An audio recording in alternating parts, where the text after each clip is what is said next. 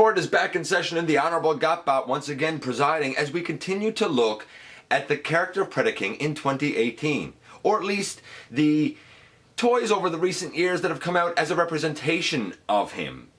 And we've been focusing on Unique Toys Warlord. Today we're going to look at UT-W02 War Rhino Ironhead. Better known to a lot of people as the classic G1 character of Headstrong. A Predacon, a Decepticon yet again, and this time he's gonna be a leg, and boy does he have a mighty big shoe when that happens. That being said, here he is very quickly next to my custom Power of the Primes slug figure, and you can see how these guys sort of scale. I've mentioned it before. Upon initial release, this guy was $100. Is he worth that? No, definitely not. But let's consider, if you will, the fact that I've seen him now for as low as $19.99. What a huge difference. Is he worth that? Perhaps we're going to find out in the latest GotBot True review.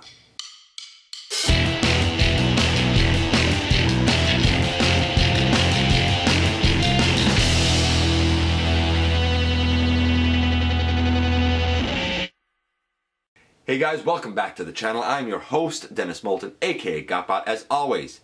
It's great for us to be back together here, and I will ask you to please like, comment, share, and of course, it has never been more important than it is right now to please subscribe. Also have a look for me everywhere. Check out Machinery of Man and the Everything Factor, and we are into this guy.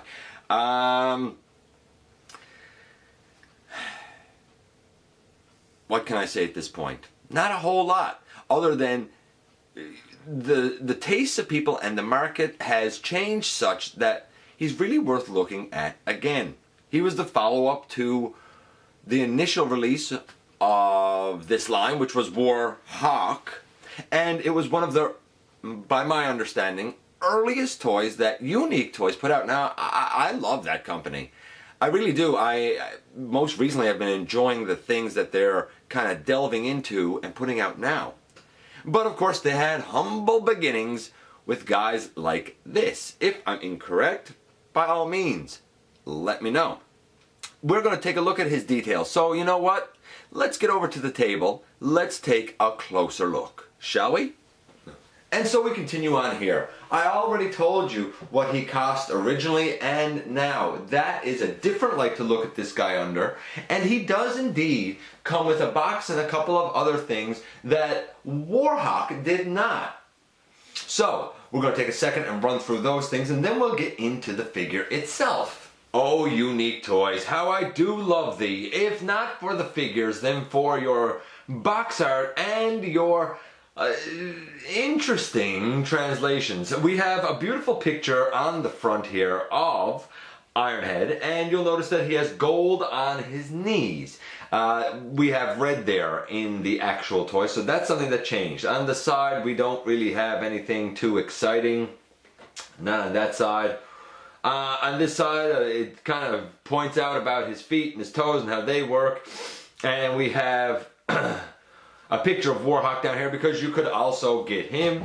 And apparently his favorite quote is, "All bots are history."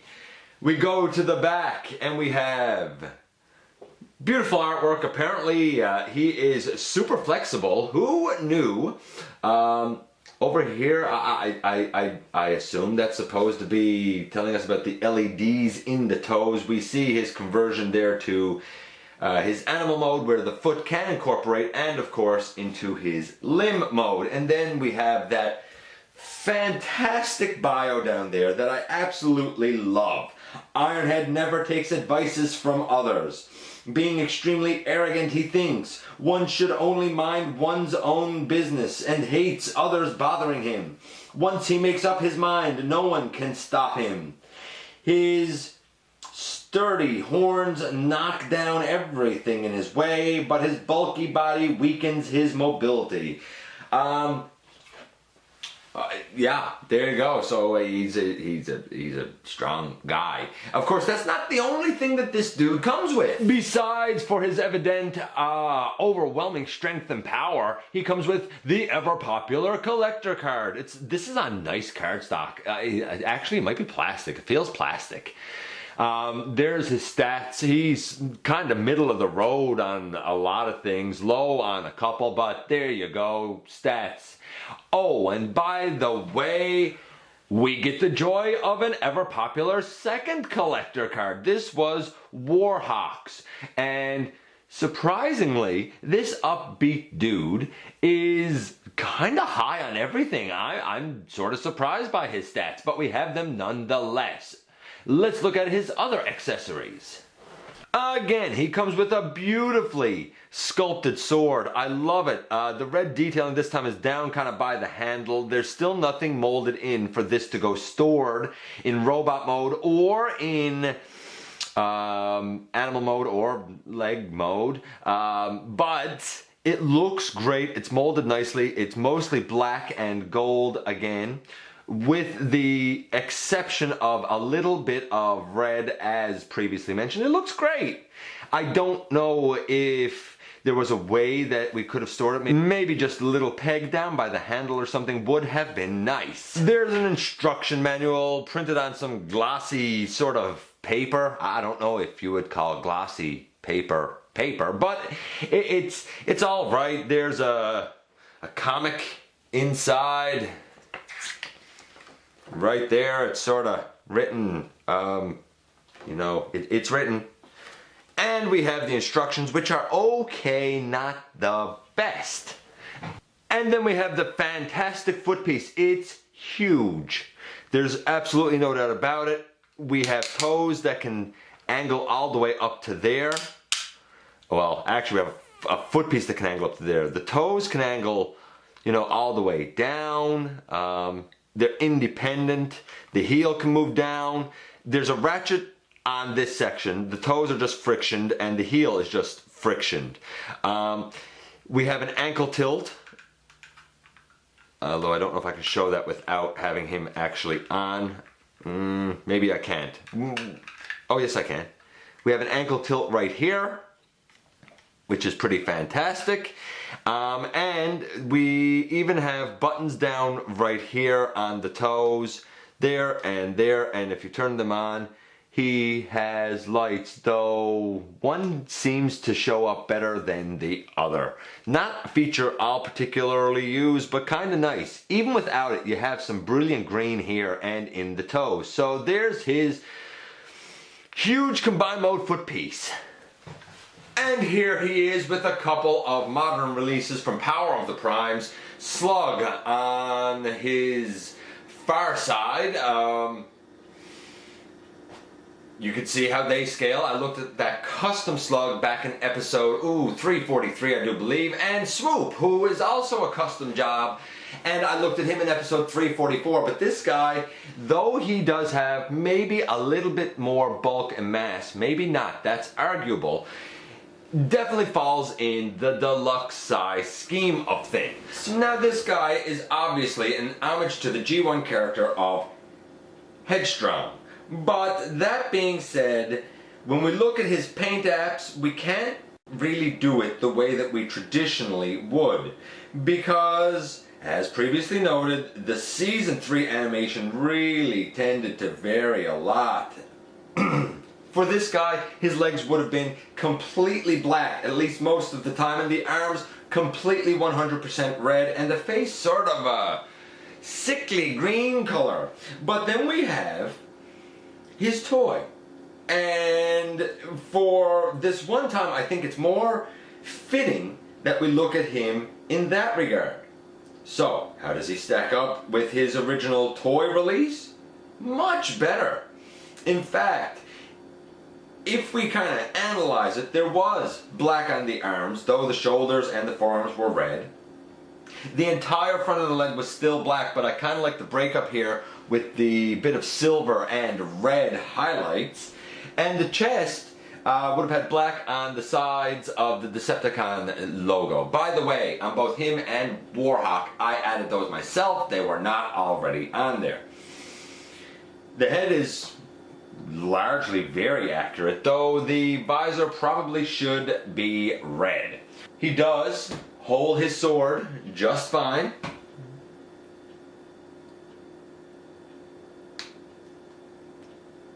Though probably not down far.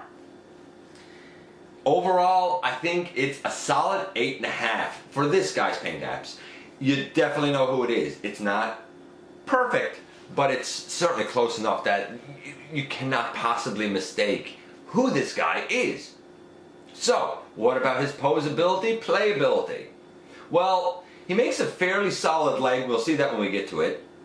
And he has a surprising amount of mobility when he's in his animal mode. But what about here? Well, let's take the sword out of his hand and look closer at that. So what do we have? Well, we have a head that can move left and right. It can't go up or down. We also have an animal head here that can move, really because of transformation and whatnot. But it's independent from the robot head, so you could move the animal head that way and the robot head in the same direction because they're separate. I think that was a smart idea. His arms, they can go all the way around, no problem. We can go way out to the side. You do have to get the shoulder pad slightly out of the way, but it works no problem. We have a pretty deep elbow. We have a bicep swivel on this guy. And nothing at the wrist. Now, some people have complained and said, hey, he has an animal leg hanging out here. That is odd, and it's kind of too bad that it didn't fold up better. But I really don't find it cumbersome. If anything, I think it just makes his upper arm, and I believe this was the intention, I think it just makes it look sort of thicker, you know, like he's been hitting the gym. And if you move his elbow, I mean, honestly, this doesn't need to move with it. You can move his elbow just fine, and that stays where it is too. This guy has a waist joint, a ratcheted waist joint, that sometimes has a little bit of a hard sound to it. His legs can go out to the side this far. By the way, I don't think I showed it with Warhawk, but his also do the splits quite well. The leg can go forward about that far. It's not on the tightest of joints. I mean, it's a ball joint that you would probably want to put some floor polish on. This one over here holds better. If you bring this one up and push it up all the way, no, this one doesn't like to hold as much. Going back, it holds fine. Both of them do. We have a thigh swivel. We have a knee to 90 degrees. And we even have toe tilt. He has, you know, for a deluxe size figure, he pretty much has everything that you could want him to have. And for that reason, I'm going to give his articulation what I would give any deluxe sized figure that has all of this anyway. And that works as well as this. I'm going to give it, again, about an 8. Maybe even 8.5. Let's say 8.5. The guy's scoring an 8.5 overall. Not too bad. Is it, you know, worth $100? No. Definitely not. Is it worth $20? Yeah, I think so. But let's go on and see how his transformation works. So, we're going to do like we did last time. We're going to kind of go to the animal mode and then the limb mode. Please note that at this point I haven't incorporated the sword anywhere or that foot piece because it can't incorporate here now. Unfortunate. It would have been nice if it could have been a backpack, but I think that that rhino head would get in the way. So, how should this guy look? It's not too bad of a transformation. Though I've consulted the instructions, I've seen people try and explain it, and I've still been kind of left lost sometimes. The rhino head comes right up and over. That's simple. The toes, they go up, and there's a tail in here that comes out. We put the legs together and we collapse them. Now, I'm going to point this out. When you put the legs together, you'll notice that you have a couple of black tabs in here. They can go right up under the pelvis and slot in, but if you bring them up all the way and slot them in all the way, it's really scary trying to get them out. That being said, you collapse the legs, and right there is about where you want to stop. It's not quite flush, and you can push it up the rest of the way, but this still works just fine. Now we have everything pretty much done, except for the legs. So we have the hind legs. They're up in the kind of back of they're up in the calf section. So you bring the hind legs out, you rotate them, and you rotate them a bit. You kind of pick these red sections off the side. That being said, in doing so, they might like to pop off. They're just on a ball joint, so we'll see here now. Do that and bring that down all the way. There's a ball joint in here. Bring that leg down. Make sure it's turned so that the silver is out. That one did not pop off. Nice! On this side, again, this one popped off. You'll see there's a ball joint in here. It just goes on over a little hole right there. But since we have this off, let's kind of deal with the leg. You bring the ball joint all the way down and angle the leg around. So again, that silver's to the outside. You just come here and pop the ball joint back on, reposition the leg. There you go. So what do we do next? Well, we need to deal with his front legs. And we begin by pushing a panel forward on the forearm. It comes out over the fist. Push the panel forward. And here's the thing, I didn't think the panel was particularly obvious. And I was a while trying to do these front legs correctly because I didn't realize that needed to push out. You kind of straighten everything down. You're straightening down the animal leg and you're bringing the shoulder piece down over the bicep. And you do the same thing, of course, on the other side where you straighten out the animal leg, you bring the bicep piece down. All right, now that you have this out, this panel on the forearm out, you bring the elbow all the way up, and what you'll learn is that you have a little rectangular slot there and a little rectangular peg on this little flap. You're going to bring this together and you're going to bring that over and peg it in like that. You're going to do the same thing on this side. You're going to bring the forearm all the way up and peg it over like that. Once you have everything sorted, this is what you're left with. And we have on this guy a head that can go left and right, a mouth that opens. We have the legs that can go forward and back all the way around. There's even a knee. I mean, right now it's bending forward, but you can take that little piece and turn it around, and take the lower leg piece and turn it around. So now the knee bends back the right way. Does this one bend back the right way? No.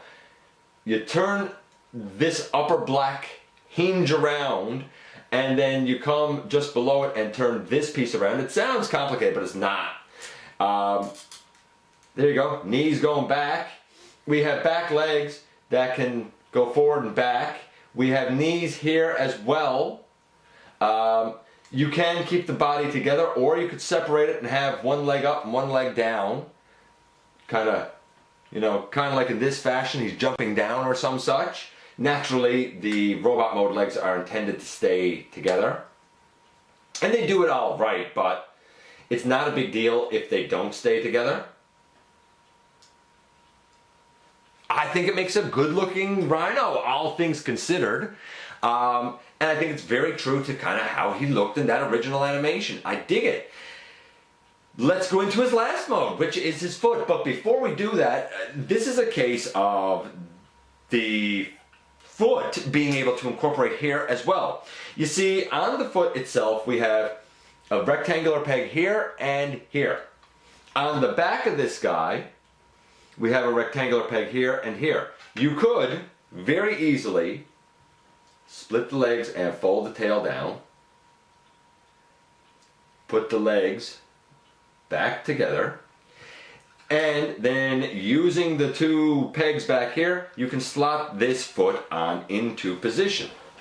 And then we have him looking like this. And that's pretty cool. It's relatively secure. If you take more time to make sure it's pegged down properly than I just did, it's definitely secure.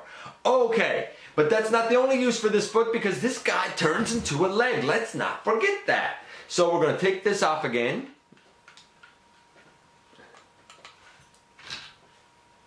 And we're going to get this guy into his leg mode.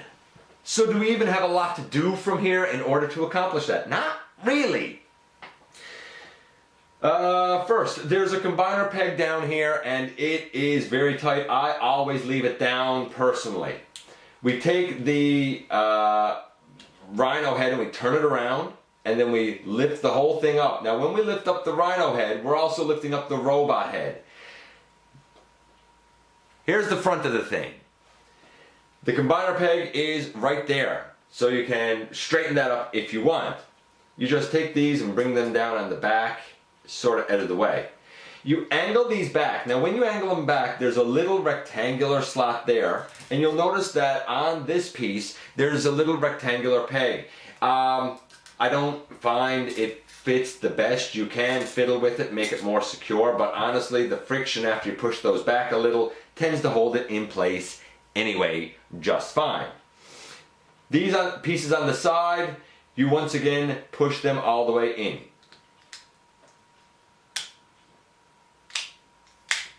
Like that. And you come here and you bring the leg up and fold it in so that it once again goes into the calf section. You might have to kind of fiddle with it a little bit to get it in the right orientation, but there you go.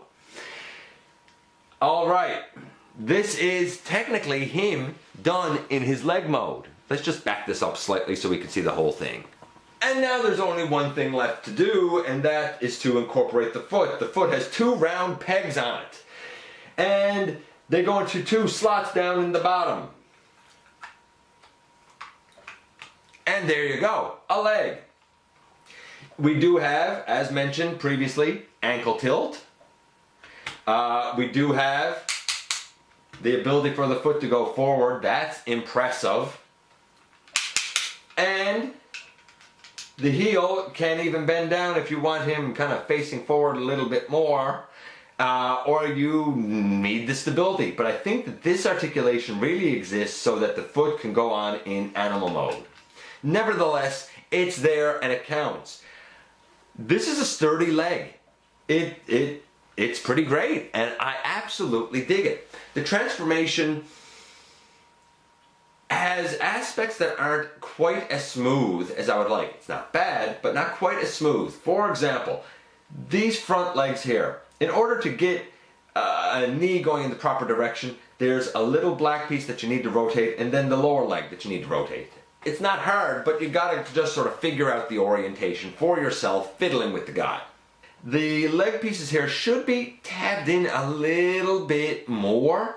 And there's two black pieces here that should kind of go up into the pelvis and slot in and lock in. And they do. If you want to push them up there, you can do it.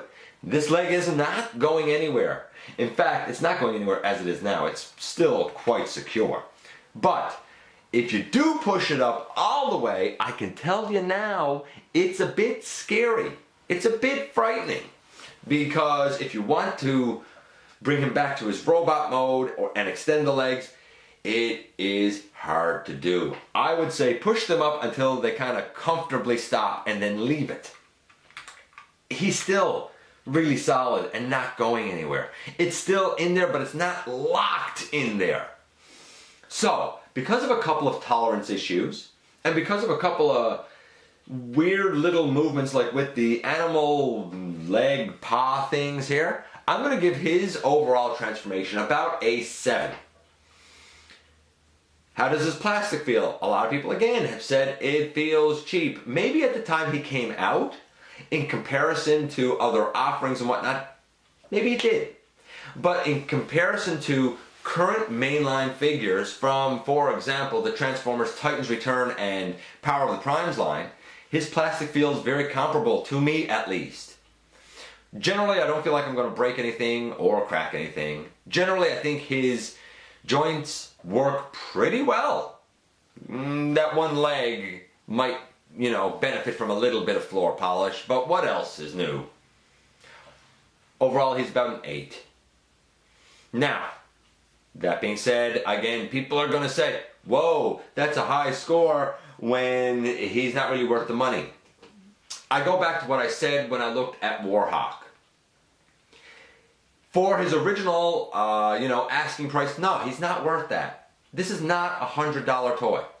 But, is it a $20 toy? Yeah, I think it is. And if we look at it with respect to that, and we look at it in relation to mainline Chug figures, I think he stacks up pretty great. So there you have it, the full case for this guy. And again, I want to reiterate, while you can push these leg pieces all the way up so that they're absolutely flush, Mac, it is a chore to try and get them back out. In fact, it's a bit of a scary chore.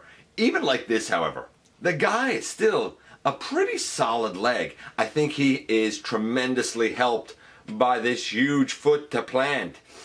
And of course all the movement that comes with that. Do I think he's the perfect leg? Probably not. Do I think he's better than, for example, Slug? Yeah, I kinda do, to be honest with you. Was he worth the full price of admission? Again, no, but that's not how we're looking at it now. We're looking at it in terms of what has changed. And to get this guy at pretty much, again, a deluxe class price point, I gotta believe that he really does stand up well for that. The choice, of course, is yours. Let me know what you think about this guy. You know I always like to hear from you. And besides that, the only thing I can say is, again, please show some love, hit that subscribe button, let me know what you think about this guy. I always love to hear those thoughts and have a bit of a discussion with you on it. Besides that, the only thing left to say is thanks for dropping by, giving me some of your very valuable time, and I very much look forward to the next time that you and I get together to have another visit right here inside the videos.